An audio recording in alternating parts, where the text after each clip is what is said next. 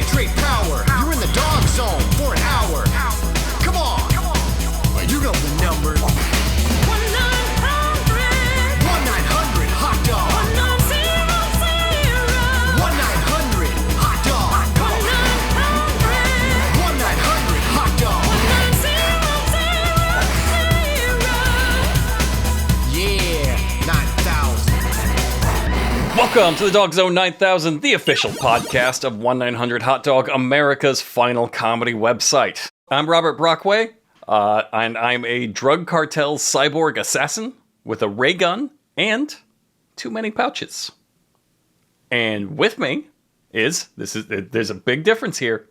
It's a drug gang's cyber hitman with a laser gun and also too many pouches. It's Seanbaby. Yes, I was really hoping that would be my description. Thank you. Yeah, do you know which one you are? Probably the one with the mohawk. Okay. You're wrong, but okay. And our guest today, he's a 5-year-old child just minding his business, walking down Drug Street.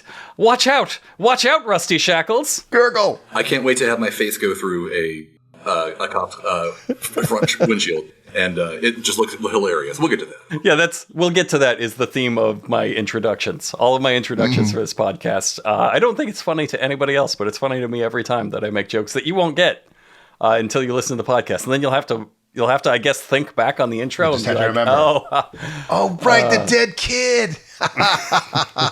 And the pouches. Before we make sense of all of the words I've just said to you, let's get our plugs out of the way. Rusty, I think you've got something exciting to plug this time. I actually have 1.5. 1.5 plugs. 1.5, and actually, yeah, one's. I'll just do the first one real quick. I totally forgot about it until I was doing a podcast talking about the other thing. But actually, I did. Worked with Kurt Collada to do the Now Playing book that's coming out from Limited Run Games that is all about 80s and 90s TV and movie based video games. So yeah, just Limited Run's got that coming out. It should actually be very soon. All those famously good video games. Yeah, I actually had to review Beetlejuice for the Nintendo, and everybody's like, hey, it has a great soundtrack. I'm like, cool, it still sucks. It sucks. Yeah, it's terrible. But so that should be out very soon. But the big one, of course, I've been mentioning it every time I've been on the podcast, I think. For the last 3 years, I've been working on a mobile game that is a management simulation for wrestling called Eras of Wrestling. And it's out, and people seem to really enjoy it, although they are working on balancing the reward system and stuff like that and some other features. But yeah, it's... you basically are in charge of your own wrestling company set in different eras, and characters move in between and retire, etc. But yeah, it's been a blast. I'm really happy with how it came out. Hey, Rusty, I've been playing it. Nice. And it makes me so happy. Like, I love your art, but it's also got like that slot machine dopamine, like just... It's like dialed in. So it's just like all the shit. You're like, you're winning. You get points. There's things with that. And then like all the art I love so much, and all the wrestling. I'm in an era like from the 80s. So it like reminds me of wrestling when I was a kid. So I got like a Sting. I got a whole bunch of racial stereotypes. It's the fucking best crew. So you're doing the Mania line progression, I assume, then? Yeah. Nice. So I got my main guys are your Sting guy, and then it's like a Macho Man guy, but he's got the hat, so I guess it's his brother Lanny Poffo. He's kind of Poffo. He's a both Poffo. And then I got Poffo. the Windwalker. I love a nice neon Native American. He's actually that was one too. You're talking about racial stereotypes in wrestling, which go together, of course. But with that one, they were trying to do a Tatanka analog. Sure. And the fans were asking for it, and of course the developers don't want to step on any toes, and they want to make sure they do something. If they're going to do something like that, like they're not going to do like Chief J Strongbow, because he's pretty out there. You can't really polish that much. But no, so Windwalker actually I based it off of information input from my family and tribe.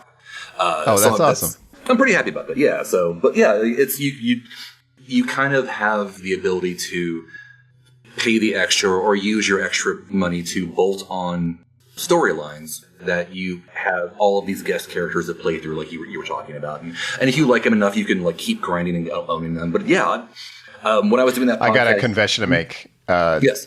I found that I am just as good at the game when I just put them in randomly as when I'm like, oh, people are gonna love this tag team and this manager. No, doesn't matter. The game's like that. That's very WCW of you, I guess. Yeah, that's my confession. I'm terrible at your video game, but it looks amazing. Well, thank you very much, Robert. Are you playing it? And then you can ask me if I've brought your book yet. No, it sounds awesome though. Okay, cool. I'm going to buy your book too. Just wanted to get it. Oh, I see how this is. I don't read, but I will. I'm going to learn how to read just for you, Robert. So. No, God damn it, I respect it. I see how it is, and well played. Good move. Go for the hard sell on Brockway. So. Quite frankly, I'm astonished you're the first one to try it, and it worked. Congratulations. Thank you. I'll go buy the game. I was just thinking as you were talking about it, like, that sounds fucking awesome. I gotta bolt down the storyline. It's free to play. But yeah, Eras of Wrestling. Just look it up on App Store and. I have another confession, Rusty. I gave you like $120 already. Holy wow! Holy shit! It like adds up. You're like, it would be kind of fun to open packs for the next 10 minutes. Well, and again, too, like I said, they've been trying to balance out the, they don't want it to come off as pay to win. They want it to be like pay and play, which is, you want that sweet spot. Yeah. Okay. And like they've been that's giving not people, the impression I got, but that's fine. They've been giving people like a lot of tokens as rewards early on because yes, it's a little difficult to do a game launch. It's but like I said, like I did every wrestler in the game. If you don't like it, I didn't draw it. So there's my caveat. Only the really racial ones, but it's fine. He's got the card. He's using the card. He has some rhetorical authority for the one. But it's all stolen land, man. If you're in America, he's allowed. That's the official stance of this podcast.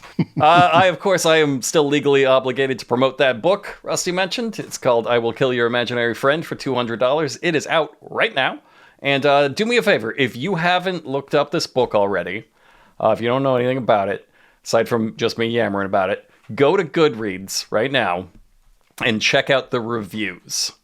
From the title, the cover, the way I promoted it on the podcast, the way I just generally am in life, you will find it very surprising and very funny to see the hundreds and hundreds of rave reviews saying they wept all throughout the book. That's true. People are getting really moved by it. You didn't fucking expect that, huh? You didn't expect that shit from me, from this promotional campaign. They say it's, let's see, I've got a few. It's a touching look at the way neurodivergent children are exploited in the modern media. It's about the layered suffering that class warfare puts on working families. Yeah, you didn't think I was bringing that from this promotion campaign. But that's the reception it's getting. Anyway, I'm in prison for not promoting it good enough, but it's fine. Prison's You're not fine. smart in every way, but you're smart in some ways. Yeah, I did a good job on the book. I did a real bad job on everything else, but prison, pretty okay. That's my plug. Try prison, especially if you are a member of the United States government. Please, for the love of God, give it a shot. I only have time for half a plug, so I'll just go to the website 1-900-HOT. That's all I got time for. Well, come on, we could do a little better than that. That's it. I only had time for half a plug. I've got the rest of it. Ogg.com. Ogg.com. Thank you. And if you go there and spend money, you actually are going to pay for Sean's Heroes of Wrestling addiction, which pays me. Thank you. Yes, that would be great. There you go. I'll just comes full send circle. all that money to Rusty's video game team. Let's get started because I get the feeling I have kind of a lot to say about these comics, weirdly enough. For real? So only like three things happened. Let's try to get through both of them. It might end up being a two-parter. Wow. If maybe I'm wrong. Maybe you guys got fucking nothing at all to say, and this is just we're gonna breeze through it. But it might end up being a two-parter. So let's get started on that. Today we are talking about. I'll say it easily. My favorite comic book lunatic. It's Craig Stormon. Craig was owner, editor, head writer, head creator and inker and occasionally terrible artist of Blue Comet. Letterer, copy editor. Head of promotion and marketing, which he mostly did by standing outside and throwing knives at passerby, I guess. No, he was of Blue Comet Press was the name of his press. It's a spunky little independent comic press, mostly in the 80s and early 90s. That you love to see it fail. It's so good. Please don't feel bad for him. Like, I know we want to root for indie comic presses here. By his own admission, in his editorials, Craig Stormon abused and harassed his employees, refused to pay them, and was just generally completely fucking insane. He's very derivative creatively. He's never spelled "your" the right way, ever. Almost intentionally. That's enough, right? Those two already are disqualifying. But yeah, in we've read through so many of his editorials. If you aren't familiar with the other episodes, he has, like, in his own editorials in his comic books, thrown his employees under the bus, admitted he does not pay them, talk shit about every other creator. Yeah, that's how we know. From his mouth, we know it. Yeah, we know. He thinks Marvel might be trying to kill him, I think. Definitely some sort of conspiracy. Todd McFarlane wants him to fuck his wife, but that's normal. It's very ordinary for the industry. That's a real one. So as a writer and creator, Craig Stormon was manic and rather prolific. He did most of the titles for Blue Comet. Unfortunately, he was also the editor, and if he's manic as a writer, he is depressive as an editor, and he has canceled every single title he's ever made in less than 3 issues. Never so made you're it past telling 3. me... Okay, so that's one of my questions already. It says Turf Wars Part 1 of 3 at the start of this comic. I immediately wrote in my notes, number 3 never came out, did it? Number 3 did not come out. Okay. I was actually kind of stunned, too, because I looked at, like, the back issues thing in there, and it actually says Life Brigade had a second printing. Mm-hmm. How? Wow. What? Yeah, for whom? I think maybe he ate the first printing. So, like, I don't know. I don't think people bought it. Okay, you need to know, when he says things like second printing, he doesn't know what that means. Like, the demand for it wasn't such that it sold out. He just decided to do another printing. And he's like, right, there we go, we're on the second printing. Like, that's how he runs his business. He made a second trip back in his car.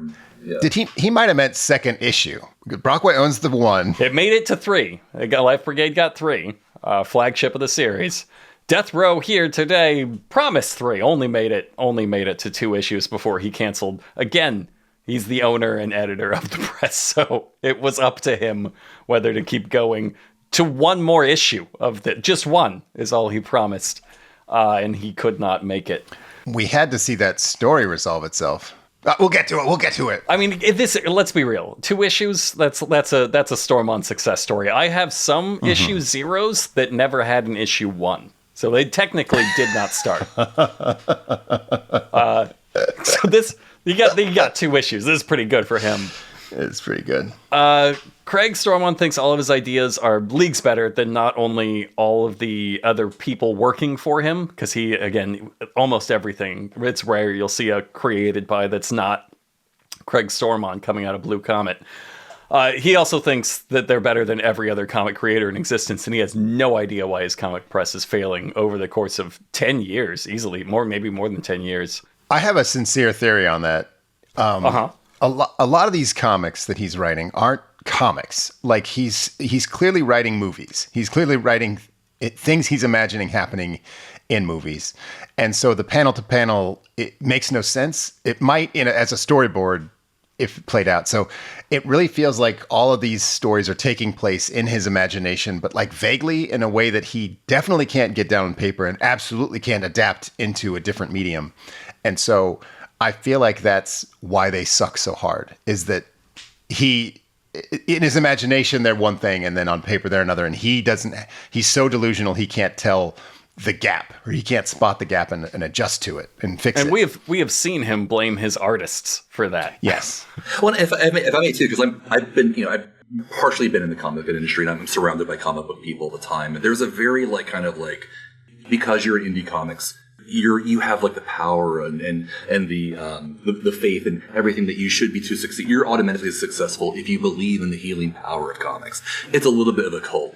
So it doesn't surprise me at all that this guy thinks that he should be a success, because that's very much the mindset that's pummeled into people. It's kind of like on Kids in the Hall, Rod Torkelson's Armada, the band who thinks they're going to make it but never does. But they're like, no, we're going to make it, right? It's kind of that mentality. That's a very generous way to say it. I think I think this comic, I think Sean's right in that these are like a child's memory of a movie they sort of saw on cable, put down on paper. Like, for example, Deathrow is Robocop 2 fighting Robocop 2. Yeah. And I think that might be literal, because this did come out in 1993 and Robocop 2 was 1990. So plenty of time for him to catch that on cable, sort of remember it, and demand that an artist draw all the Robocops from Robocop 2 fighting each other. Which, you know, in theory, that could kick ass in more capable hands. I don't blame him for pursuing that idea. This in the 90s, this is part of a trend with Stormon. He's been jumping on fads many years too late. Like, he jumped in the sword and sorcery fad in comics in like the late 80s. So he's sometimes missing it by about a decade. And here, I think this is probably the closest he's been to like nailing a fad, because he is very, very clearly, and his artist especially, is very clearly jumping on the Liefeld era of gritty superhero reboots. Design, art, sensibility, extra lines in the face, the whole thing. It's 100% Liefeld. It's not as bad as Liefeld, but it's clearly like inspired by Liefeld. Yeah, it sounds paradoxical, but you just can't draw as bad as that guy, but you can draw like him. And let's be clear, it's pretty bad. Oh, for sure. It's really bad. It's really remarkably bad. It's just not Liefeld bad. Right. Which I guess is why it didn't succeed.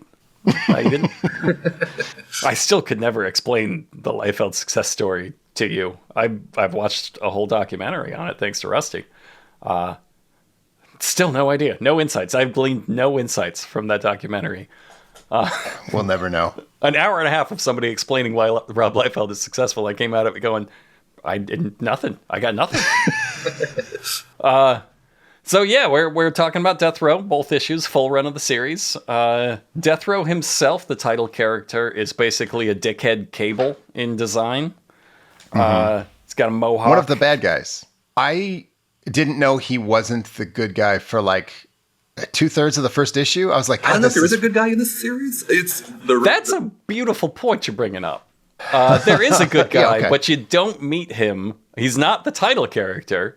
The title character is Deathrow, and he's one of the bad guys. And the other guy on the cover of both issues is another cyborg named X187. Also another bad guy, also not your main character. Your main character is Detective Hank Blood. LA's best detective. That's And the narrator's words, not mine.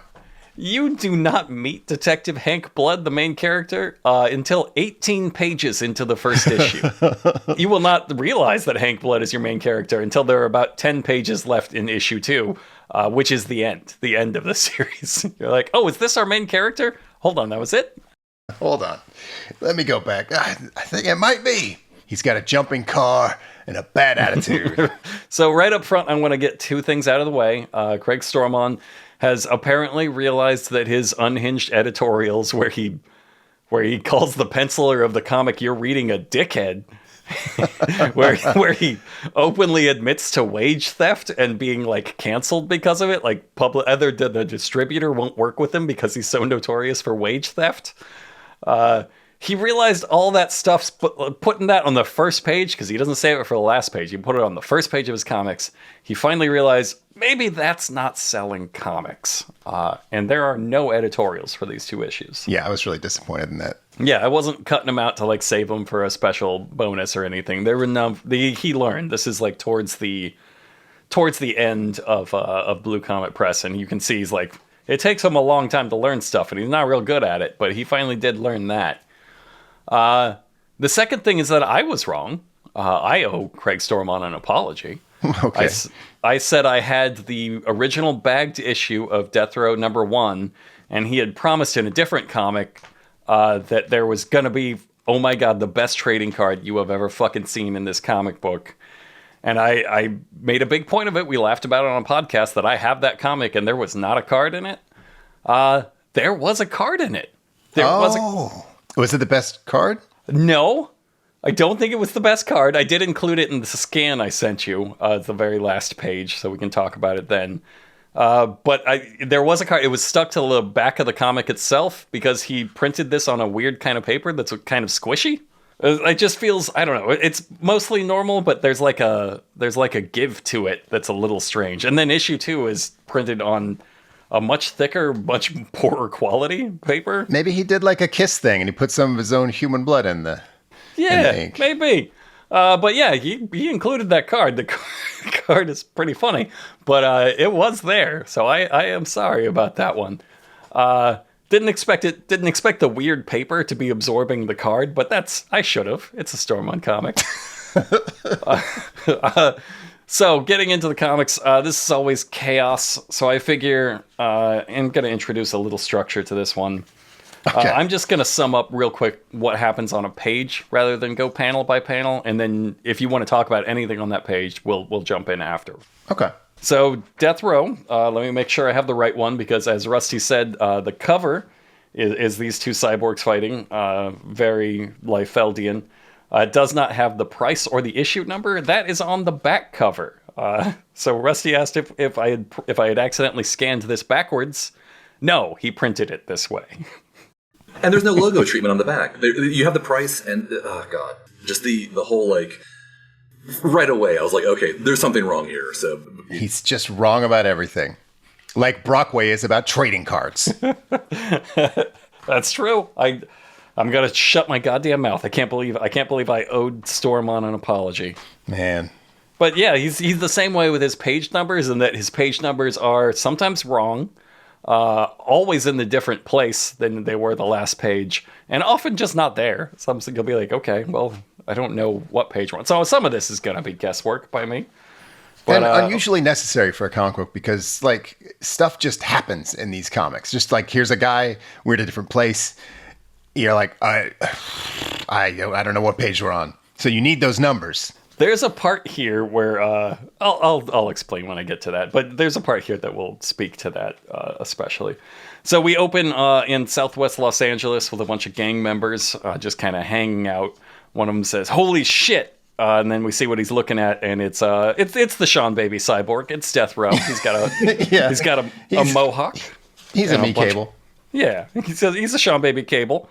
And then of course Deathrow just immediately wordlessly leaps at them with his ray guns pointed at them, and that's the first page. What do you want to talk about here? I mean, you said it all. Nothing. All right. if I can go back to the cover just for a second, Sure. The fact that Deathrow's palette is lime green, purple, dark green, yellow, and silver. I don't know. It's like he's Mysterio, but Mysterio cable, and then you have the other character who we'll get to more, but he's like Deathlock by way of Liefeld. It's such a It's the more you look at it, the more confused and angry I get. Yeah, he's very blatantly just Deathlock in story as well.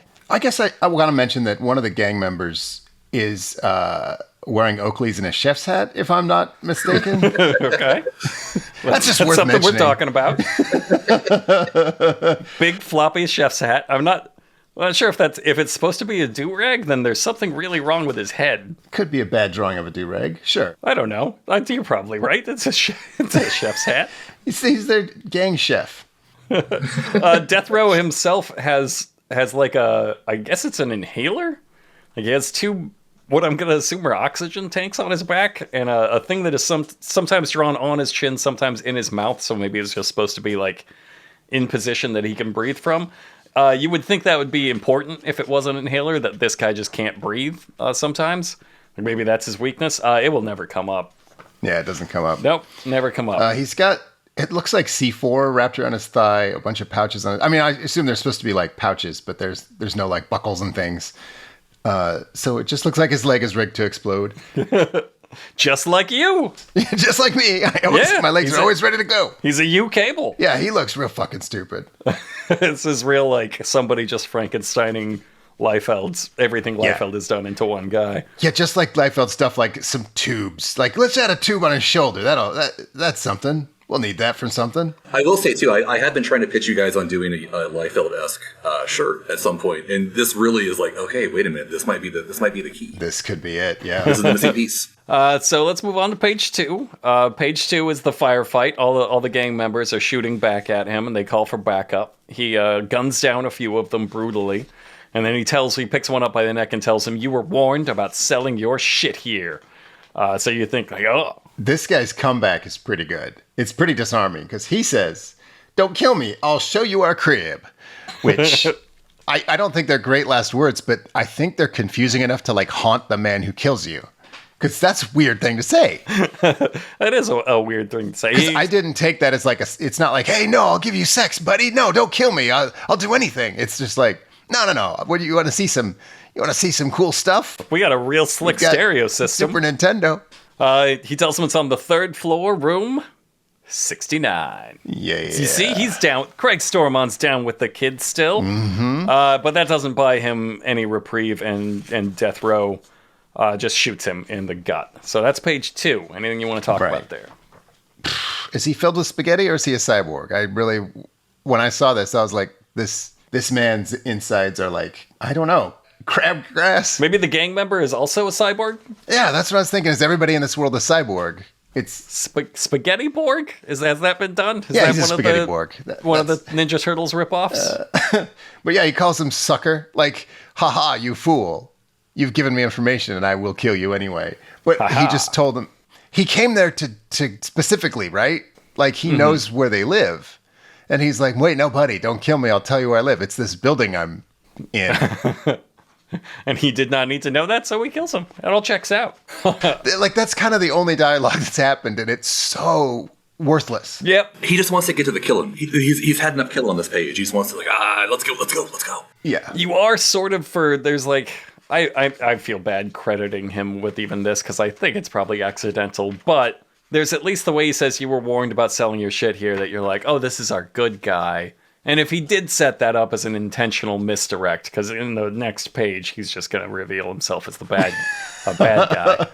I don't know. I still thought he was kind of an anti-hero. He goes up to the room, page 3. All the gangbangers are in there, ready to do some drugs. He bursts through the door and guns them all down. And then they knock the table over, and the whole room fills with what one must assume cocaine. And that is page 3. Anything in there you want to talk about?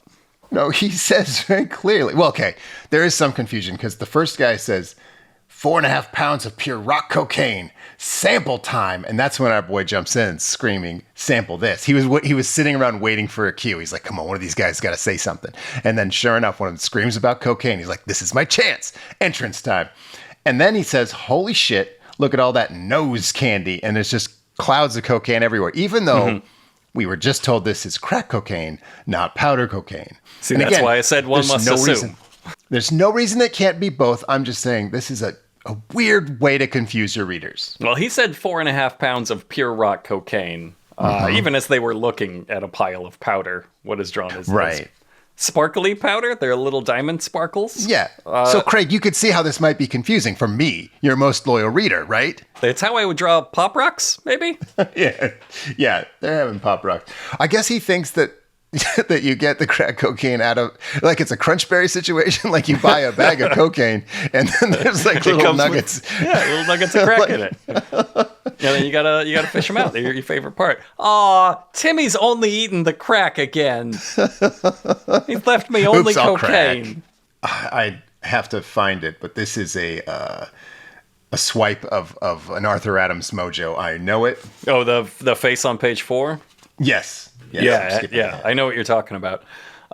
So page 4. Let's get into page 4. It's just him. It's Deathrow reaching in, grabbing a bunch of the cocaine, snorting it, and saying like, that's better. And then he just starts blasting. And now we can talk about the page. Also, this is the first time he uses his British accent. Right. Bloody hell! It's all of a sudden it's like, oh right, he's British. I better do that. I better use a little Claremontism. So. I like that he says, I better have a smidge just because I'm so sleepy. Not because I'm rad, not because I'm an addict. Just like, I'm you a know really what? tired hitman. I'm a tired I didn't get cyborg. enough sleep before this murder. Yeah. Killing those guys in the street really took it out of him, and he needs a little nap.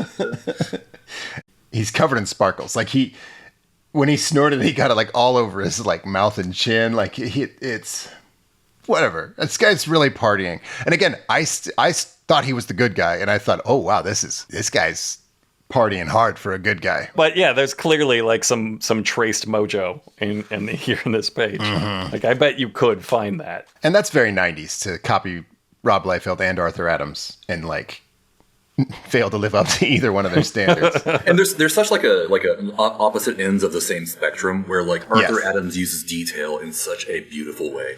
Liefeld does it in such a horrible way. So it's the same tool, just it's like using a hammer the wrong way, you know? That's a good way to put it. Absolutely.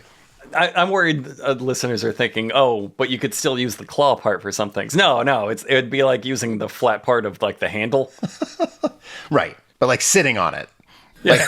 It's like eating it. It's like eating the hammer. It's like trying to sell hammer anal play to an undercover cop. You're like, I didn't know you could get it that wrong. What the fuck? It's like eating the hammer and then going to the doctor and saying like you were just trying to get more vitamin hammer like he prescribed you. And you're like, nobody told you to do any of this. What? I've never seen. You're not And my patient. also, this is an Arby's. Like, Also, I'm there's an undercover cop. yes, and a child, and a fruit pie. Like, I'm lost in this hypothetical. But you know what?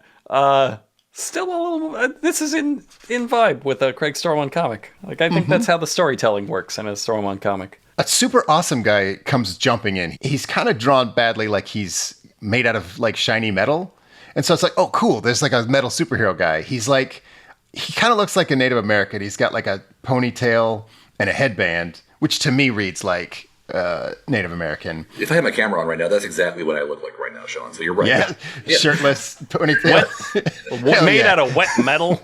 Just made out of wet metal. Yeah, that's what I was thinking. This guy looks exactly like Rusty. And so he comes in and just punches our dude in the face, punches Cable in the face, and it like works. He gets completely fucked up. And his friend comes in with a gun, like a Rob Liefeld gun. So it's just a bunch of shapes. And he goes, no, don't shoot. Because he knows he's going to fuck it up. Anyway, our guy, Mohawk Cable, pulls him in front, and he's dead. Like, that guy, that's his whole arc. He comes in, he's like, guns aren't going to work on this cyborg guy. Starts punching him, but then, yeah. This is a weird little story to happen. That guy's gone. He's completely dead. We'll never see him again. it's not like a cyberpunk future where everybody is cyborgs. There's only the two. And so, like, cyborg technology hasn't, like, infiltrated this society or anything. All these are normal guys. So this is just, like, a strong guy. There's just a strong gang member. And he stands up to this cyborg and just punches him in the face. And they draw him, like, fully splayed on the ground, blood coming out of his mouth. Like, it works where bullets do not. So you think, okay, maybe that's, like, that's what the guy on the cover, the Deathlock, is going to do. He's the brawler, and he's going to get in close. But no, it'll never come up again.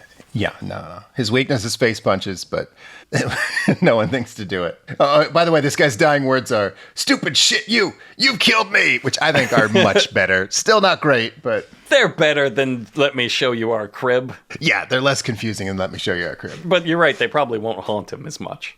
So the next page, we see one of their runners. They told at the very beginning when Deathrow started his attack to go get backup. She is calling for backup. She's calling a mysterious figure, Dr. Claw-like, with his chair turned away from us. And we see that the city here is the Jetsons. This is the Jetsons' future. It's a ridiculous city for what I assume is supposed to be near future, because most of this is just like our world, but with some cyborgs. It's like he lives in Avant-Gardesburg or something. It's so it's just like there's all these angles. I'm like, what is going on here? Just shape. There's a big cross on a weird oblong. It paints absolutely no vision of the future, and like you are seeing what you're seeing on the street level. He has shown you literally people standing around the street is just L.A. exactly how it looks right now, like just ordinary buildings and shit. But then, point. Like next door. I guess Santa Monica is the Jetsons. Star San Diego 3000. So she calls in some backup, and a helicopter flies overhead, and then we see a punk flying out of the glass. Is there anything on this page you wanted to talk about that we haven't already? It feels like you're setting me up, but no, this page sucks. It's like a child drew Space City. This pilot might be a cyborg. He's got Colossus arms. He doesn't have shoulders either. It's hard to tell like the foreshortening there. Like there's absolutely no sense of foreshortening, proportion, scale. There's nothing. Look, perspective. There's none of that in this comic at all. It's as Liefeldian as it gets, is this panel, because it is just wrong. I'm amazed you recognize this monstrosity as a pilot, as a human. Like, that speaks so much to like our propensity to like have pattern recognition, that you were able to look at this and be like, that's probably a pilot. Like, how is that even? I would not have necessarily, like, I get it from context, I got it too, but like if I had just showed you this, you would be like, is this like a tumor? That's a good point. If you showed this to like your dad, he'd be like, fuck am I looking at? Like, you need to speak 90s comic to even understand what they were trying to draw. Yeah, it's an incredible failure. And the next page is just a big full page of the Deathlock cyborg leaping out of the helicopter, apparently to fight what's below. And it says, Turf Wars, Chapter 1.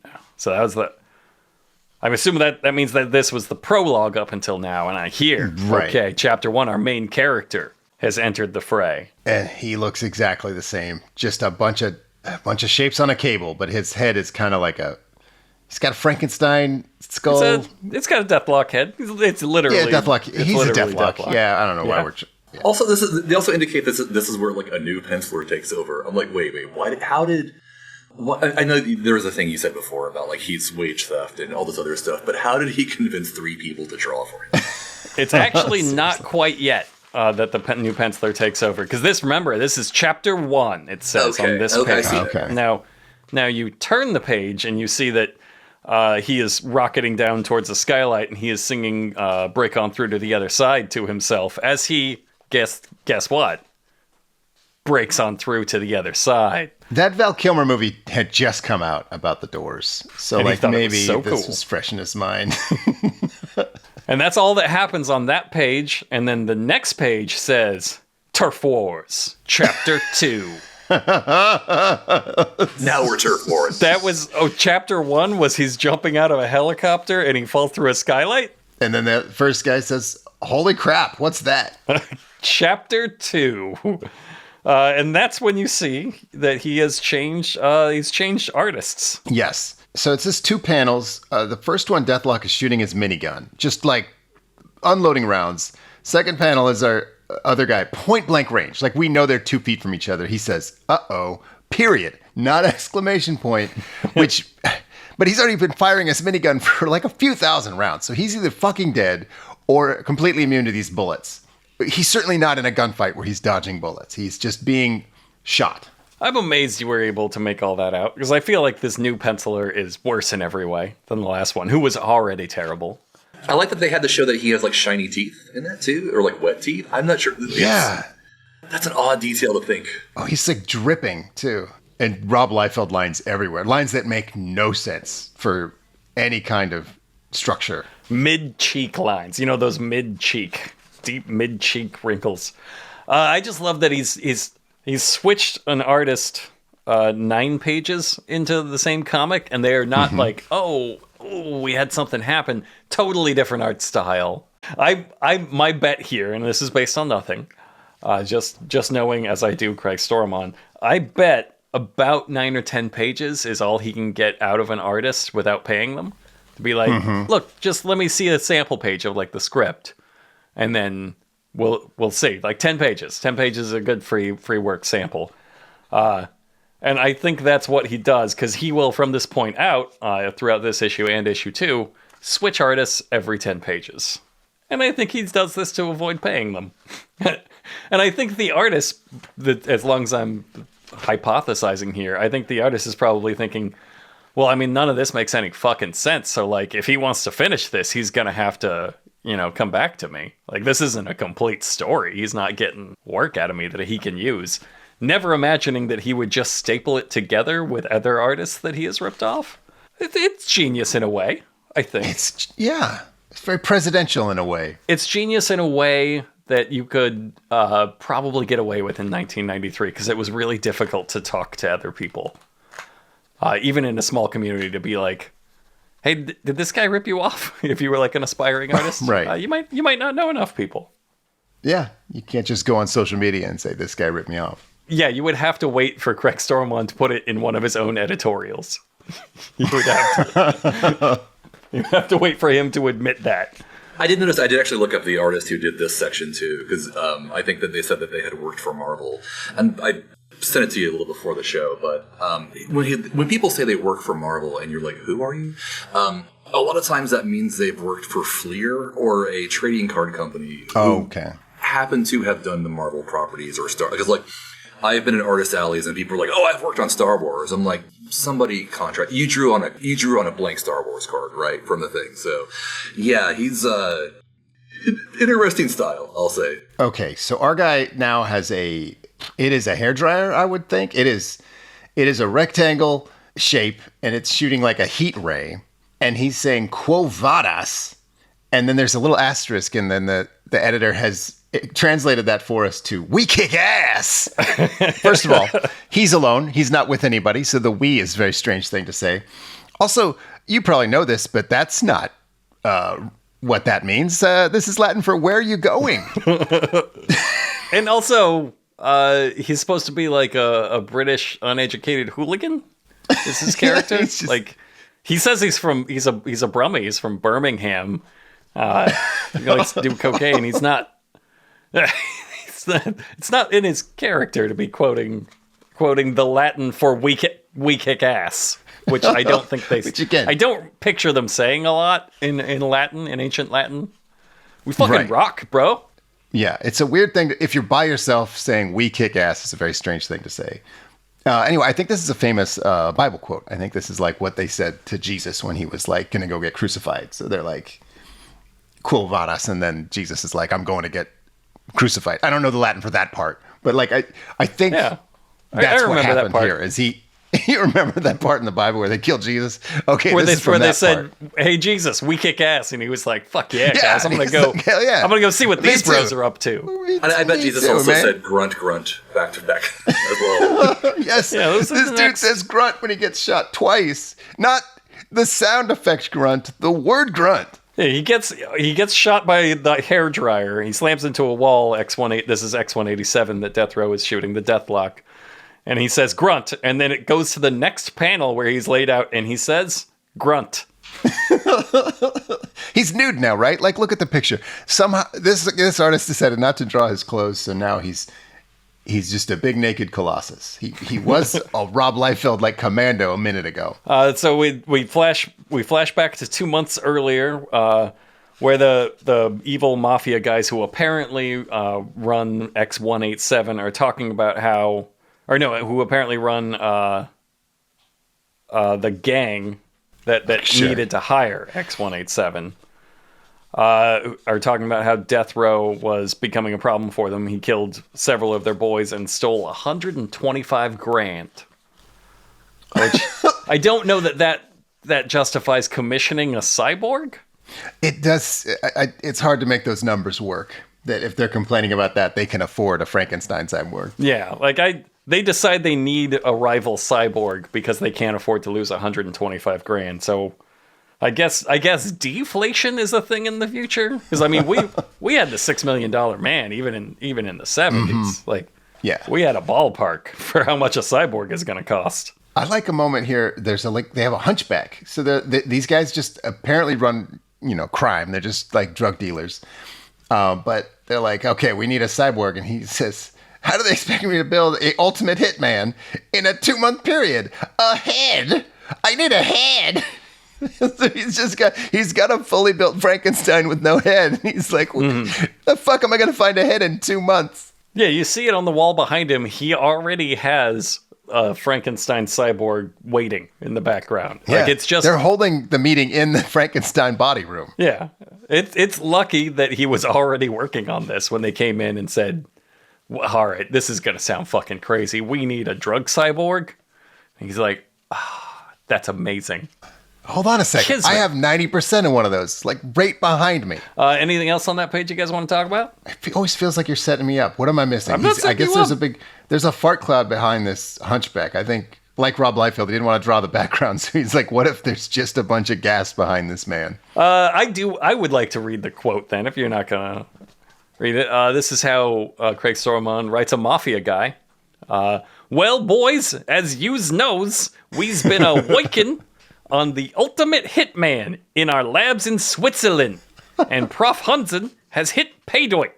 It's my pleasure to introduce X187. That's what he thinks. That's what the tough guy, the tough guy specifically running Compton, sound like. I also love the Kingpin right after saying, what's that? It's like, it's just such an odd... It's so weird. And he's right behind him. Also, I thought he needed a head. So, like, I guess this next panel is flashing back even before those 2 months? Yep. Okay. No, it's saying next day. He was complaining, how could I do it in a 2-month period? And then the next day, he happens to have found the head. So he was making a mountain out of a molehill, this Frankenstein hunchback. He was definitely doing that thing at work where somebody gives you an easy job and you're like, oh my God. Oh, it's gotta be so hard. Oh, jeez. I'm gonna need 2 months. And then he just spends like 45 days masturbating and then finds a head and comes in ahead of schedule. Yeah? Yeah? Yes, he does find a head. It's a psychotic Vietnam vet head. I'm sorry, it was chosen for his psychotic behavior. Oh, right, I'm sorry. Psychotic. I've never seen anyone spell it that wrong. I think on this page, this is when he learned out about italics. This is the first time there's any sort of variation in the lettering, dialogue lettering or captions or anything. And there's also, he does like a special font for life as well. Because there's quotes around it, because he's not quite alive. Right. It's not bad. But yeah, he put the psychotic Marine head on the killer robot, and he brought him to life. And he's named X187, which is just like peak rad name. Like, fuck yeah. It is a pretty good name. Yeah, I don't hate it. I don't. Specifically a murder cyborg? Like, he's not supposed to be, if it was a hero cyborg, no. That's a good name for a murder cyborg. Sure. Or like my old AIM handle. You were X187? Yeah, probably. You don't know the life I've lived. You never allow follow-up questions. And none today either. The next page, we're back at the battle. So that was it. That was the flashback we needed to see. The origin story is they built him. They made him. They made a Frankenstein. Yeah, good. Thanks for showing us. Yeah, we figured. Yeah. I figured when a Frankenstein showed up, somebody must have built that guy. But yeah, so we're back at the battle. Despite a multi-timeline flashback, like out of Bloodsport. And it's saying X187 is hovering 3 floors up outside a wall that he just threw Deathrow through. Which, I didn't know he could hover, and he won't do again. Like, we will see this in a later issue, but from here on out, he will need space bikes to fly around, space motorcycles to fly around. So he can only hover for this panel. Suddenly, he launches, I guess, both of his fists off. Yeah. They each get their own panel, but now he's got, like, Johnny Sacco Robo Punch. But here's an interesting fact. They regrow? Or the artist forgot, because he has the hands again in the next panel. Yep, they don't come back to him. I thought it was a bold move to that takes some dedication to launch both fists. Like, you launch one fist, like, okay, I got a rocket fist. If this doesn't connect, I still got something. But to just have stumps if you don't connect that's a big risk. So it's lucky he can regrow those or forgot. And they do hit. Well, we can't be sure because they don't show the impact. Our guy, Cyborg, what's his name? Deathrow? Mohawk Cable. Right, Deathrow. He says, "Oh shit," and then he the next panel shows him getting hit by something, maybe or maybe dodging. It's unclear. No, the sound effect says whack, so he got hit. But yeah, you don't see the object. You'll see speed lines, and you're like, "Are those lasers?" Like, because we have established that those look that's what lasers look like earlier in the comic. Sure. It's just, a white line. So you really needed to draw that fist one more time, but I guess you couldn't get that for free from your artist. He's like, can you erase that hand? He just shot his hands off. Can you erase those hands now, man? Not until you pay me. Yeah. Fuck it. You think I'm a fool? You think this is my first hand-launching cyborg comic? I learned. The next page, I'm very confused by the layout here. I'm tempted to look at what looks like X-187, the Deathlock, having his arm twisted completely around the wrong way, in a way that is very clearly broken. And he appears to be saying the word "wud," and then below them is Deathrow looking all bloody, as though he has been destroyed, and he is saying, "Missed me, stupid." Right. But the way it's laid out is a big L shape. So the "missed me, stupid" happens after the 4 panels on the right. In a way only a madman would lay out. Okay, I did not get that because Yeah. it's one panel, so I'm tempted to read the one panel over here on the far left first. It's crazy. No one has ever done it this way for a lot of good reasons. It is kind of ironic too, because on one of there's actually like a clear shot of the Nike logo on a billboard. So like, if he's trying to do a Nike swoosh, that would be kind of brilliant. But he's not. He's not doing that. No. He's not. Also, that Nike I'm going to steal that idea though. But yes, go ahead. The Nike is very interesting. So the rest of let me sum up the rest of the panels before we delve into it. So Deathrow's running away. He apparently got up and just ran out of there after getting double-fisted by the murder cyborg, which good for him for taking it in such stride. Took it like a champ. It's his weakness. Face punches are his weakness, remember? Yeah, double fisting from a cyborg is his only weakness. And then he's running around outside, and the X-187, the Deathlock, swoops down in front of him, cutting him off. Because remember, he can fly for this panel and will never be able to fly again afterwards. And then they tackle each other and seem to have been laid out. The both of them are laid out on the street like they could not withstand this tackle, either one of them. And an ambulance is coming in, and I guess that's when he says, "Missed me, stupid," although clearly he did not. Oh, I'm so confused. You're laid out, you're bloody, you're on the street. You're not missed. But just in the background, irrelevant to all of these things, is the actual Nike logo, which I feel like is legally actionable if anybody read this comic book. It really is just like so lazy to not know anything about like whatever trademark law, but to just like, I need a billboard. I don't know. This could be like good world building. We could have like a crazy Robocop style like commercial here. No, just Nike.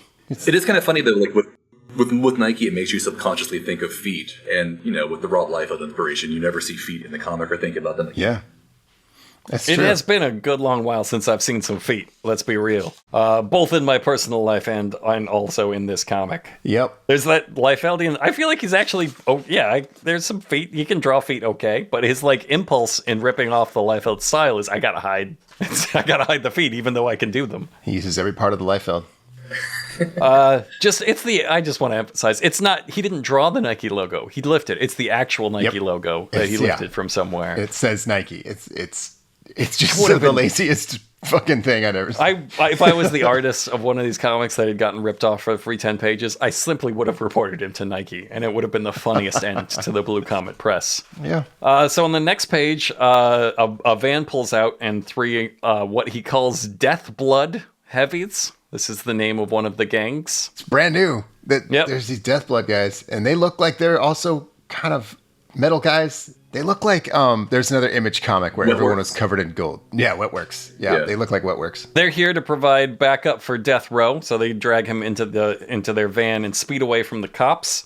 Meanwhile, another gang comes in and grabs X-187, because remember, these are the 2 gang cyborgs fighting it out, and they drag him away. And the police give chase, and one of the cops says, like, "Get the copter down to Pico and La Brea now," which I looked up, even in the 90s, was not quite the ghetto.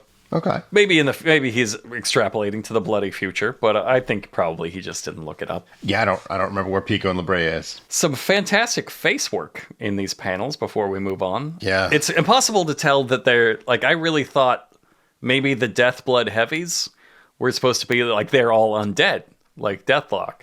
Right? But then they pick up Deathrow. They're the guys who commission Deathrow. So I think they're supposed to be normal because he has drawn them as some truly terrifying ghouls. Yeah. Well, this is someone learning how to draw, and then I think if it's inked by Stormon, he did a bad job because they do look like they're like chrome monsters or something. They don't look human. The other gang are called the Crypt Men. So we've got the Death Bloods and the Crypt Men, which I think is an incredibly funny thing to call your analog of the Crypts. They're the Crypt Men, right? Like that's what a sophisticated British person would say when they got very lost in like a 1990s comedy. Oh no, it's the Crypt Men. Someone's having sex with the dead bodies. Call the Crypt Men. They're like great. They're like cemetery cops. They're two mooks, the Crypt Men, and they grab X-187 and drag him away. One of them is a Cyclops. He's got a Cyclops visor. Just wanted to draw the Cyclops visor, I guess. Okay, so what I found very funny is the last panel of that page. The police officer is saying, "Get the copter down to Pico and La Brea now." And then on the next page, the first panel is the helicopter saying, "We're already here above you." Yep. So this is just a dipshit cop. He's doing a bad job. He called in helicopter backup when it was already, look, somebody already called us. We're here. We're above your car. Right. Who wrote this dialogue? So they're pursuing him. They're pursuing the Deathrow van. He gets up and he jumps into the driver's seat and says, "Let a man drive," and then immediately pulls over onto the sidewalk, where we see the silhouette of a child screaming, "Mommy, help!" And then his next line is "Gurgle," because he has been run down by the van. And as he flies over the van, or perhaps through the van, he smashes through the windshield of the police car. And the cop driving the cop car, as the kid is exploding through the windshield, has the time to say, "Oh shit, not a kid." And he's got like the face of like Archie eating shit, like from a different world where like, no, this is a world where you can like throw a kid through a windshield. He's fine. Yeah. It's drawn in a wildly different style. I went from being so horrified to so entertained by the fact that he kills a child. But then that kid is looking like, "Hey guys," he's just popping his face, the way he's popping through the windshield. It's just hilarious. He drew him cross-eyed for one thing. Don't draw the dying child so cross-eyed funny. If you don't want a little laugh. Also, he's got just a fully muscular tiny man body because he's one of those people that can't draw a child. So he's just like, that's like a buff little man, right? Yeah. Like he's got the shoulders, the pecs on this kid, the delts on this 5-year-old child. It's a goddamn tragedy. He was going to be the strongest child in the world. Also, the joke he makes is, "Har, if you don't like my driving, stay off the sidewalk." Har. That's har. Like straight off of a fucking bumper sticker that would have been 20 years old at the time of this comic. Right before a child dies. Okay, so the next page, the van is heading towards a giant, what he informs us is parking complex, but with quote marks. It might, I guess it's not really a parking complex. I don't know what to think about that. It does say parking on the side of the building. Yeah, I don't know why we're parking. If you throwing some shade. So-called parking complex. It took me. There were a few points in this comic, and this is one of them where I thought I had somehow fucked up scanning this comic so badly because I was going over the scans that I sent you guys. I thought I had fucked it up so badly that I somehow crammed multiple pages together that weren't supposed to be together. Like, oh, I got a little layering wrong on this or something. Because I genuinely don't know what the fuck is supposed to be happening here. So we see the van driving alongside the parking complex with the cops behind him. And they're saying, "Now we gotcha, no way out." But he's not in the parking complex yet. And it says, suddenly the van heads into a parking complex. The van, once on the highest level, Deathrow punches at full speed. So we've already gone from not in the parking complex to the highest level just in the text on the first panel. In the second panel, it says the van then speeds up the ramps to the top level 5 floors up. And then it shows the van ramming through the entrance gate that says parking all day $5, and it's got the little bar. So it's just now entering, but the text is like 5 minutes ahead. It makes sense if time has no meaning and you're a madman. Maybe Dr. Manhattan is narrating this, so we don't know. Yeah. and then it shows the van inside, and they're saying, "What the hell are we doing? You're trapped now." And the police copter hovers at roof level. The van is streaking towards it. They're all screaming, "Stop! Don't do this, Deathrow!" And he guns the van towards the helicopter. leans out and leaps off out of the van pointlessly to grab the helicopter. At which point he says, "Sorry, boys, but me helicopter is waiting here." So he's got full Cockney, full Mary Poppins Cockney accent. I like when the police officers, like, I guess 3 quote unquote panels before. I'm using that term loosely, but he says he's telling him to stop. He's like, "Deathrow, stop now! Stop this truck! Quit hanging out that door! Hey, don't hang out that! Look, that's the problem." Right. Put your seatbelt on, pal. Yeah. It's not safe. So yeah, he just killed a bunch of people. But then the helicopter guy's like into it. He's like, "Can't believe it. That was amazing." It's like, no, you just watched several of your coworkers die, guy. This is the next page, and the panel is you see a guy plummeting because he's just thrown this guy's coworker out of the helicopter and taken his place in the seat. And the helicopter pilot is saying, "I can't believe it. That was amazing." he's all for it now. He's like, fuck. Yeah. Look, I don't approve of you killing Jim. I liked Jim.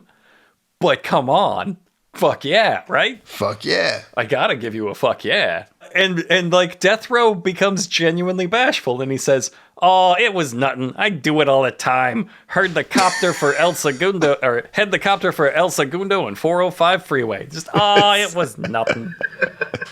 I like all the name drops of different like streets and highways in LA. He has seen Los Angeles. 405 freeway. Oh, you're a local. This page 18 is when we meet our main character. It says, back at the aftermath of the battle, LA's best detective is on the case.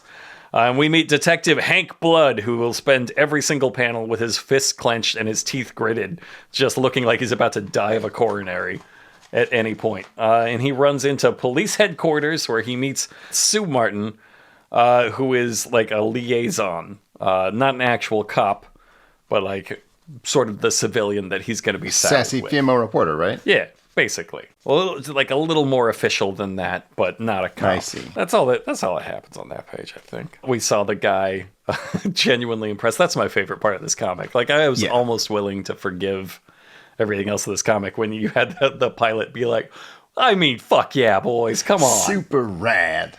So we get a news report where they sum up exactly what happened there. Doing your spawn page there. Yep. Yeah, very much a Todd McFarlane. Explaining the comic we just read. But not the confusing parts. Like the parts where we're like, wait, what the fuck happened? That part is still up in the air. But the stuff that's obviously what happened. Like, they do mention the kid. They verified that kid is dead. Deathrow is now drawn as a completely different guy. It took me a minute to realize this wasn't a different cyborg somewhere else. Because I think we've switched. Have we switched? I think we did switch pencilers again. He's also got like 2 knives sheathed by his junk that are pointing toward, like, they form like a V on his crotch, like Degeneration X style. But the handles of the knives are grenades still. They're kind of awesome. The scabbards are kind of like snake carapace. I don't know. It's hard to explain, but like kind of cool.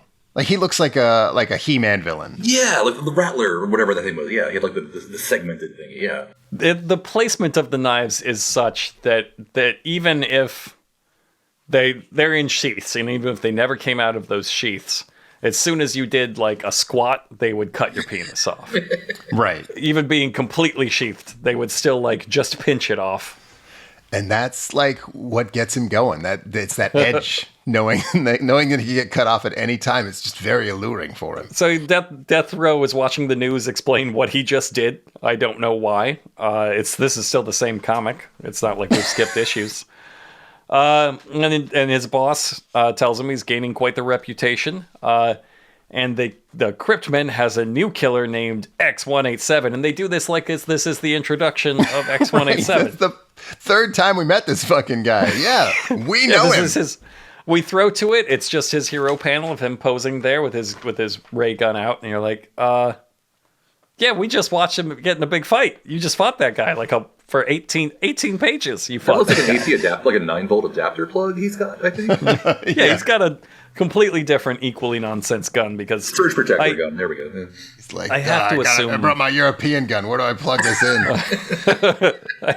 I have to assume Craig Stormon's instructions to the artist were it's some bullshit. I don't know. Go nuts, and they do. It's just like I give him a bunch of squares. I don't know what this. Well, and they also have his respirator tank thing, Deathrow, that is. They have his, I don't want anybody to get confused, but they have Deathrow's respirator in front of his face, and now I'm like, wait a minute, why does he need that? He just did cocaine earlier, like straight. Like, does he have asthma or not? Nope, he's never got it needed in his mouth in one of these. Right. Yeah. It's maybe just, it's like a security thing. It's like, that's his binky. It's just a little binky. It's a little binky. He's like it was 93. He was a raver, probably. So on the next page, X187 is walking around with his crypt men in the sewers, and they ask him, what are we doing? We've been walking around down here for hours. And apparently he has not said anything. They just followed him to a sewer for like 6 hours. And then finally somebody's like, hey, why am I doing this?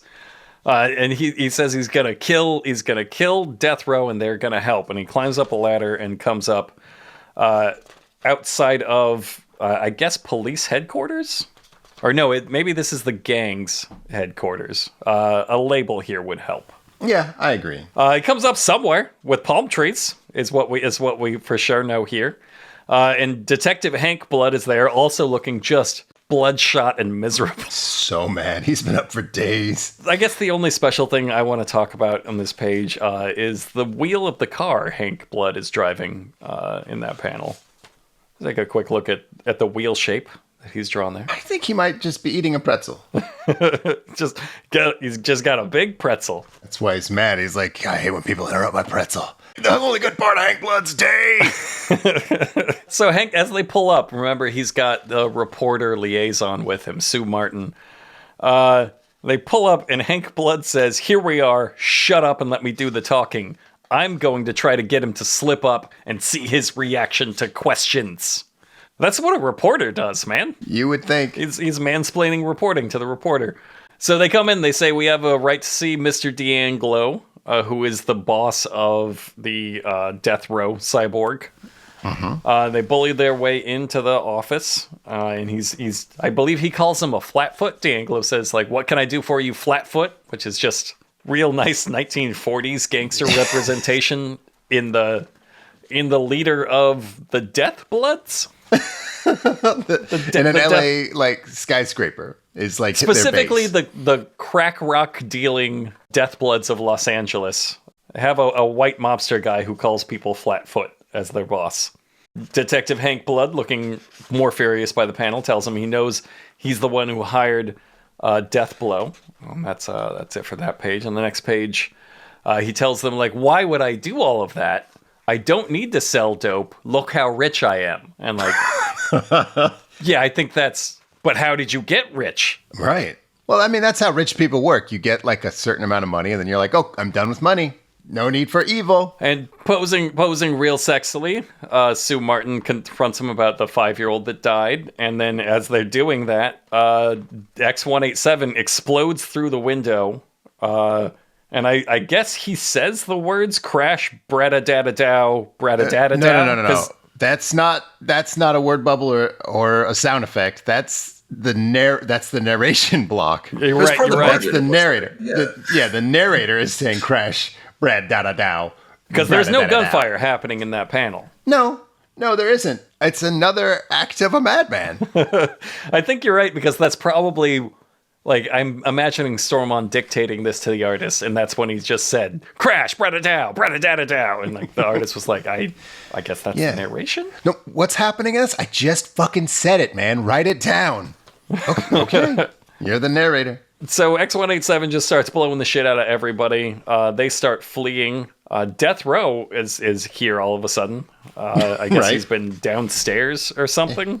He was, like, behind the desk, maybe. Just waiting.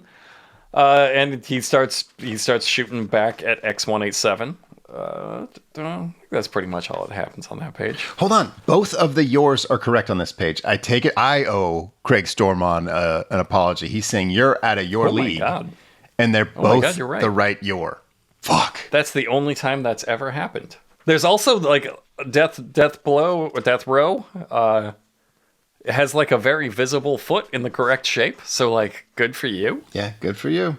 Good for you. I think that's just stunting. That's just stunting on Liefeld at that point. I like Hank Blood here says, nobody does this to me. Oh, no, wait, that's the main bad guy boss. Sorry. Mm-hmm. Yeah, nobody explodes through my window and starts shooting and starts screaming bladda-dow, atta-bada-bow. Nobody says that to me. And then we get a 2-page splash of all the big action. And they're all shooting. So X-187's shooting his beam at Deathrow. Deathrow is grabbing his boss and leaping out the window as his boss shoots wildly at the cyborg and misses.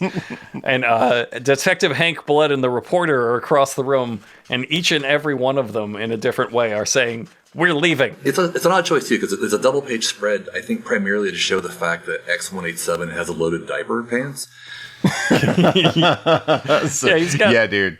He's got some weird, lumpy, like, what is going on? And they're supposed to be his metal legs, so he's got the Colossus metal legs.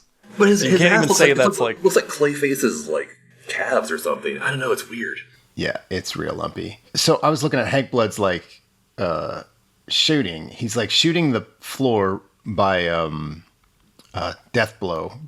What the fuck is this guy's name? Deathrow. It's impossible not to say the one that he's ripping off. He's got cowboy spurs on. Like we haven't seen his feet this whole time, and here they are. And he's got little cowboy spurs. What an accessory! God, this guy's got every accessory. I think he might have grown a third grenade cock knife in there too. Yeah, definitely. So then he leaps out the window and says "Foosh." And flies away with his boss. So I guess Deathrow can fly now, too. Everybody can fly, yes. So what was with the helicopter? Why did you need to crash the van into the helicopter? Good point. It's just anybody can fly until they need to, and then they can't fly when he doesn't need them to. Because again, like, he had to run out of the building. He was like, oh shit, this guy can fly. Incredible that you have no idea what the powers of these guys are. So they're fleeing. Everybody's separately fleeing the building. The X-187 cyborg says "Ta-ta, girls" as he leaps out the window, which is just a real catty, sassy turn that I did not picture coming from Deathlock the cyborg here. I think it's cute. Yeah, it's cute. I don't know. I guess I didn't have a real like voice for this character in my head, and I assumed he was sort of a spawn, like a gritty, former Marine. It's out there just like tortured or something, but Ta-ta girls is real catty, real sassy. How I read it too, I imagine the author intended to be like Ta-ta girls, like a kind of a homophobic thing. But I guess I read it as the same way, like Ta-ta girl, like he's just having fun. He's just kind of affecting this like Valley Girl type of thing, or like Reba McEntire type of thing. That's the way I pictured it. There it is. That's the voice. It's Reba McEntire in a not getting paid enough in a sitcom. Not one of the ones she's into. She's like, this one. This isn't getting out of pilot. You're not getting peak Reba for this money. So the cameraman gets killed. They make a big deal out of that. He gets his own panel of trying to film and getting killed for it. And the next page tells us Hank and Sue escape, but the murder of Sue's cameraman hit her hard.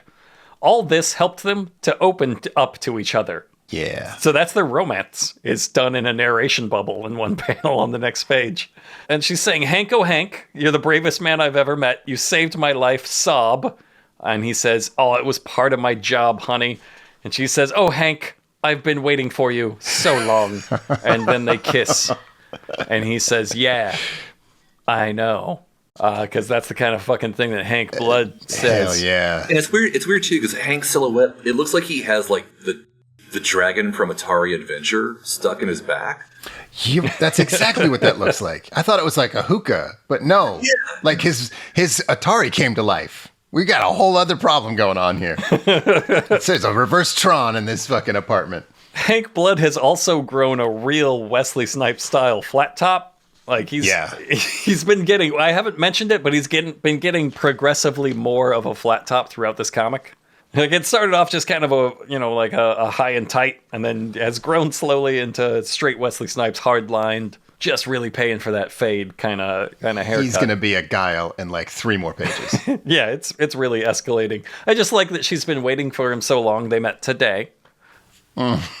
And she's really turned on because her cameraman got shot in front of her. So she's like, oh, that's what let her open up. You know I need a man.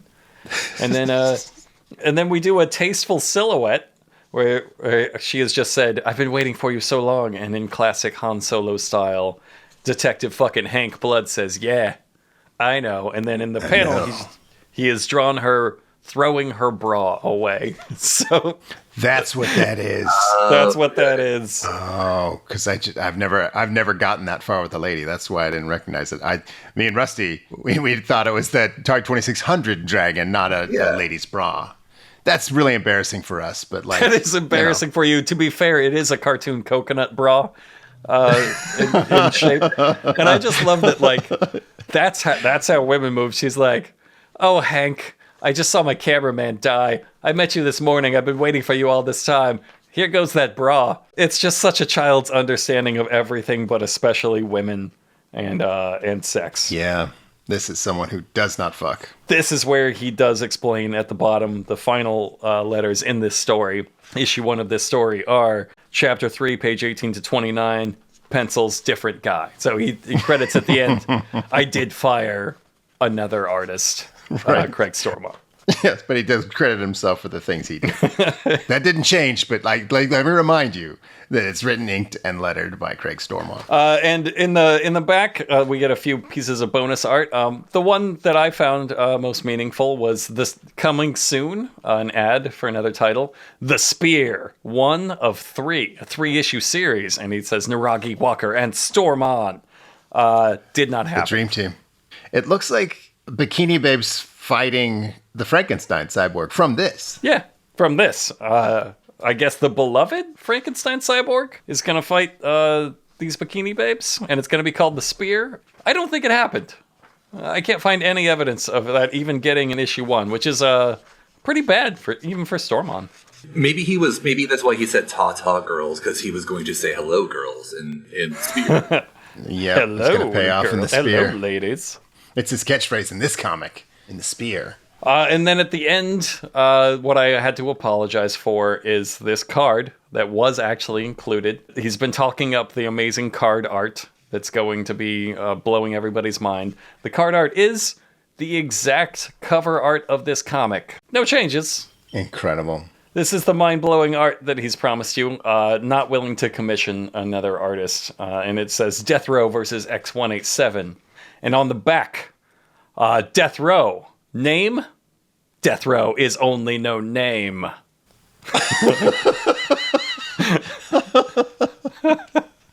Affiliation, freelance hitman. No, he's a drug cyborg. His affiliation that's not. You mean occupation? Oh, Craig. And X187. Name? Arthur Bandis, U.S. Marine Corps. Affiliations? Bounty hunter killer. So he does think affiliation means job. He knows some bounty hunters and killers, man. You better watch out. He knows some of those guys. The text says, "This is the cover for Deathrow #1, introducing Blue Comet's hottest character yet, Deathrow and X187. Strangely, in Deathrow #1, we don't hear anything about Row's past, but we do see the creation of X187. Why are you... This is your comic. You're like, did you forget? Strangely, we don't. It's weird we didn't see anything about his past in this one. I guess I fucked up on that one. Sorry, guys. X187 is created to hunt relentlessly and kill the English hitman Deathrow. A mad scientist, Dr. Hunzan, created an atomic-powered body and added a decapitated Marine's head to complete the Mad Dog Hunter X187. Okay. Deathrow is from Birmingham, England. So, a little de-escalation in stakes from paragraph to paragraph here. He added a decapitated Marine's head to complete the Mad Dog Hunter. Meanwhile, Deathrow is from Birmingham. He cuts the crusts off his sandwich. He loves Frasier. I interrupted the cadence of this. Deathrow is from Birmingham, England. This much is known. Forsooth, so it has been said. Also, he hires out to the highest bidder when his mentor, Malady Doom, is not using him for one of her diabolical schemes.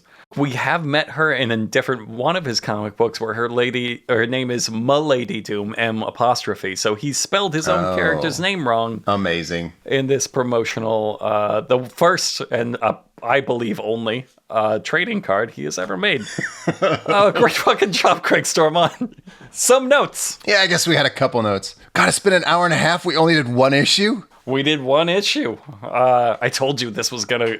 There's a lot to talk about in these. I had like 400 words of notes. I was just like, yeah, that was stupid. Like, I'd finish a page and go, that was fucking stupid. We won't have anything to say about that. We had so much to say about it. We had a lot to say. There's a lot to say about it. It's fucking... I just wanted to say, too, the one thing that caught me, like if you were in the comics at this time period, and you look at the back issues page here, where they're selling other stuff, they reference like Tim Vigil and Stephen Hughes. Stephen Hughes was the artist of like Evil Ernie and Lady Death. Tim Vigil did Faust, and basically this is like real primo dirtbag comic universe stuff. Like it's like Juggalo-verse. Like if anybody ever handed you one of these comics, they're also going to say, "Don't go to school tomorrow." Like this is not for good people, and money's worth.